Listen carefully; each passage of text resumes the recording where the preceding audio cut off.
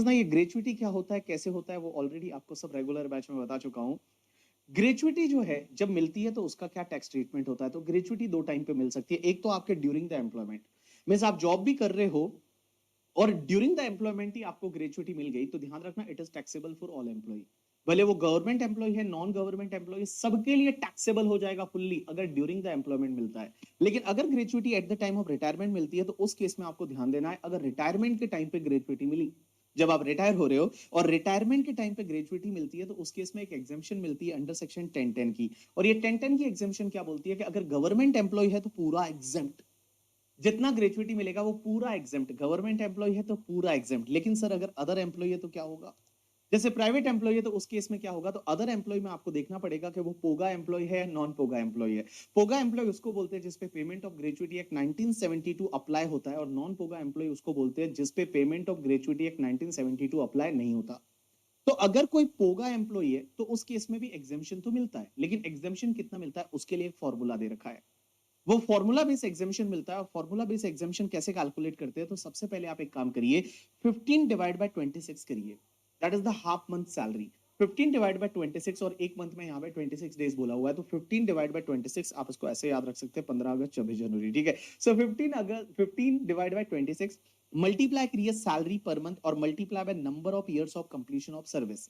दूसरा लीजिए actual amount received, और तीसरा maximum 20 lakh, which ever is lower है उतने का एग्जाम्पशन मिल जाएगा। तो देखो वापस से, सबसे पहली चीज, अगर ग्रेचुइटी आपको ड्यूरिंग द एम्प्लॉयमेंट मिल जाती है सबके लिए टैक्सेबल है, कोई भी एम्प्लॉय हो सबके लिए टैक्सेबल है। लेकिन अगर मान लो ग्रेचुइटी आपको रिटायरमेंट के टाइम पे मिलती है, अगर आप गवर्नमेंट एम्प्लॉय हो तो पूरा एग्जाम्प्ट है, गवर्नमेंट एम्प्लॉय के लिए पूरा एग्जाम्प्ट है। लेकिन अदर एम्प्लॉय में अगर पोगा एम्प्लॉय हो तो एग्जाम्पशन मिलेगा, बट एक फॉर्मूला बेस क्या रहेगा? 15 divide by 26 multiply by salary per month multiply by number of year of completion of service, दूसरा एक्चुअल अमाउंट रिसीव्ड, और तीसरा मैक्सिमम 20 लाख रुपीस, उतने का आपको एग्जाम्पशन मिल जाएगा। अब एक और चीज समझना, क्वेश्चन ही आता है यहाँ सैलरी पर मंथ का मतलब क्या? तो सैलरी पर मंथ मींस आप एक काम करिए, जब उसका रिटायर हुआ उस टाइम पे लेटेस्ट बेसिक सैलरी कितना था वो ले लीजिए, जो latest basic salary per month है वो लीजिए, और जो डीए है वो भी ले लीजिए। लेकिन डीए में आपको दोनों लेना है, मींस डीए इन टर्म्स है नॉट इन टर्म्स है, दोनों डीए को, टोटल डीए को आपको कंसीडर करना है। ये आपका सैलरी पर मंथ हो जाएगा। तो देखो 15 divide by 26 multiply by salary per month में latest basic plus latest DA, DA में आपको दोनों लेना है, और मल्टीप्लाई आप किसको करोगे? Number of years of completion of service. यहां पे एक चीज समझना, अगर आपका number of years of completion of service है वो फ्रैक्शन में आ जाता है। फ्रैक्शन मींस आपको दे रखा है कि 26 ईयर एंड 7 मंथ का सर्विस रेंडेड किया, तो हमेशा ध्यान रखना यहां पे फ्रैक्शन राउंडेड ऑफ होगा। पोगा के केस में राउंडेड ऑफ होगा। अगर 6 मंथ से ज्यादा का फ्रैक्शन है तो उसको आप राउंड ऑफ कर दीजिए, और 6 राउंड ऑफ करना है, 6 मंथ से ज्यादा वाला है तो आपको क्या करना है? 27 ईयर लेना है। जैसे फॉर एन एग्जांपल यहां पे मैंने ले रखा है कि देखिए पोगा के केस में अगर 30 ईयर्स और 4 मंथ है आपको 30 ईयर्स ही लेना है, अगर 30 ईयर्स और 6 मंथ है तो भी 30 ईयर्स लेना है, लेकिन 6 मंथ से ज्यादा है तो आपको 31 ईयर्स लेना है। जैसे 30 ईयर्स और 9 मंथ है तो उस केस में आपको 31 ईयर्स है, वो आपको यहां पे लेना है। तो देखो मैंने क्या बोला, सबसे पहले पोगा एम्प्लॉय के केस में एग्जाम्पशन मिलेगा। एग्जाम्पशन कितना मिलेगा? 15 divide by 26 multiply by salary per month. Salary per month में latest basic plus latest DA लेना है, डीए में आपको दोनों लेना है, और number of year of completion of service से मल्टीप्लाई करना है। लेकिन यहाँ number of years of completion of service में जो भी फ्रैक्शन है, अगर 6 मंथ से ज्यादा का फ्रैक्शन है तो आपको उसको राउंडेड ऑफ करना है, और 6 मंथ से ज्यादा वाले को आपको पूरा साल लेना है।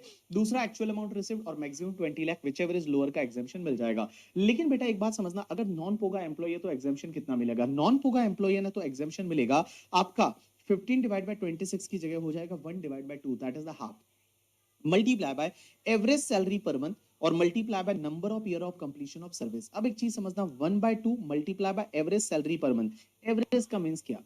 तो यहां एवरेज सैलरी पर मंथ में आपको एक काम करना है कि लास्ट के 10 महीने का, लास्ट के 10 महीने का मींस जस्ट जब रिटायर हुआ ना उस मंथ को छोड़ दो, रिटायरमेंट वाले मंथ को छोड़ के पिछले 10 महीने का बेसिक सैलरी का, डीए इन टर्म्स का, only DA in terms and turnover commission का आप एवरेज करिए। मींस लास्ट के 10 मंथ का, जिस मंथ में रिटायर हुआ उस मंथ को छोड़ दीजिए, उसके पीछे के 10 मंथ का आप क्या करेंगे? बेसिक सैलरी का लास्ट के 10 मंथ का एवरेज करेंगे, डीए इन टर्म्स के लास्ट के 10 मंथ का एवरेज करेंगे, और टर्नओवर कमीशन के लास्ट के 10 मंथ का एवरेज करेंगे, और जो भी आएगा that is call your average salary per month. जो भी आएगा that is call your average salary per month. अब एक और चीज समझना, यहां पे number of years of completion of service में आपको फ्रैक्शन को इग्नोर करना है। मींस जैसे 30 इयर्स और 11 मंथ है ना, तो भी आपको 30 इयर्स ही लेना है, 31 नहीं करना। नॉन पोगा में फ्रैक्शन को आपको इग्नोर करना है। जैसे इस एग्जांपल में मैंने दे रखा, देखिए कि यहाँ पे 30 इयर्स और 11 मंथ है ना, तो भी मैंने 30 इयर्स ही लिया है इन द नॉन पोगा। और सेकंड आपका क्या था, एक्चुअल अमाउंट रिसीव्ड, और तीसरा maximum 20 lakh which ever is lower का एग्जामेशन मिल जाएगा। तो एग्जामेशन कितना मिलेगा, नॉन पोगा की बात कर रहे हैं, देखो 1/2 multiply by average salary per month. Average salary per month means last के 10 मंथ का बेसिक का डीए इन टर्म्स का और टर्नओवर कमीशन का आप एवरेज ले लीजिए, multiply by number of years of completion of service, और दूसरा एक्चुअल अमाउंट रिसीव्ड और maximum 20 lakh which ever is lower है, उतने का आपको एग्जामेशन मिल जाएगा। अब एक और चीज समझना, हो सकता है पहले आप जैसे मान लो कहीं जॉब पहले थे, आप वहां से रिटायर हो गए और रिटायरमेंट के टाइम पे आपको ग्रेचुइटी मिल चुकी है और उस पे आपने एग्जामेशन ले लिया। फॉर एन एग्जांपल आपने 7 लाख का एग्जामेशन ले लिया, अब आपने कोई नया जॉब ज्वाइन किया, वहां से रिटायर हो रहे हैं, वहां से आपको ग्रेचुइटी मिल रही है, तो ध्यान रखना वहां पे आपको मैक्सिमम एग्जामेशन फिर 20 लाख का नहीं मिलेगा, ओनली 13 लाख का मिलेगा। मींस पहले जितना आप एग्जामेशन ले चुके हो वो आप 20 लाख में से लेस कर दीजिए और बाकी वाला जो है वो ही अमाउंट यहाँ पे आप कंसिडर करेंगे। यू